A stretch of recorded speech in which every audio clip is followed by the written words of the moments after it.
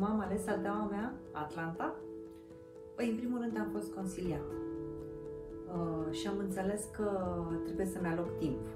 O saltea nu îți cumpăra în 5 minute. După care am venit în showroom și mi-am spus dorințele, nevoile și pe lângă faptul că am fost ajutată să o aleg bine, am aflat și o sumedenie de lucruri noi despre tehnologie, despre nucleu, despre arc împachetat, despre importanța somierii pe care trebuie să stea salteaua. Și în concluzie, salteaua mea nu este doar o simplă saltea.